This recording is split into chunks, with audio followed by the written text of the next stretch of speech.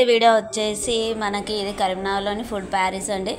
So promotion అయితే కాదు, మేము వెళ్ళాం కాబట్టి చాలా బాగా అనిపించింది. సో ఆల్రెడీ 2-3 టైమ్స్ వెళ్ళాము. అక్కడ ఫీడ్బ్యాక్ కూడా రాశారు సుజాత్ జోని ఇంకా వాళ్ళ డాడీ.